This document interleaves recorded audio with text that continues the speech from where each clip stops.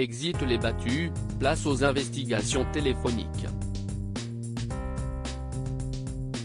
Alors que le petit Émile, âgé de 2 ans et demi est porté disparu depuis le 8 juillet dernier, les autorités ont annoncé le 10 juillet au soir, via une conférence de presse, que les battus seront arrêtés dès le lendemain matin.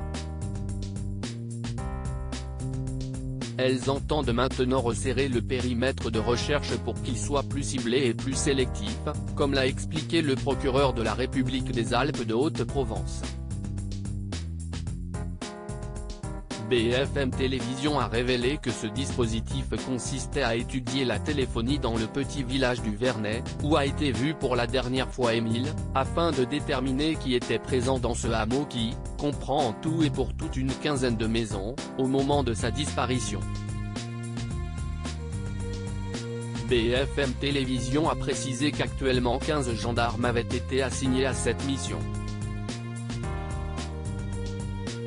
Interrogé par nos confrères de BFM, le général François Daoust, ancien directeur de l'IRCGN et du pôle judiciaire de la gendarmerie révèle que ces investigations téléphoniques vont permettre de savoir qui était présent dans le hameau mais également qui est passé au moment de la disparition.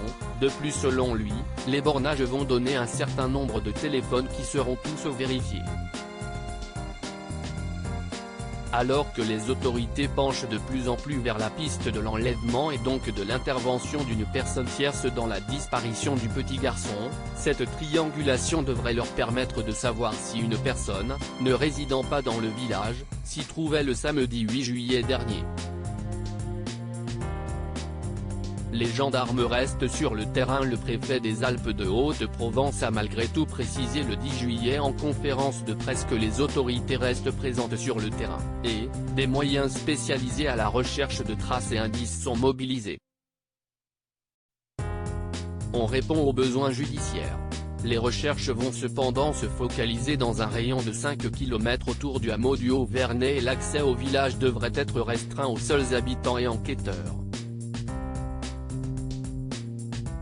Pour rappel, Émile a disparu le samedi 8 juillet dernier, dans l'après-midi, alors qu'il jouait dans le jardin de ses grands-parents, situé dans ce petit village des Alpes de Haute-Provence.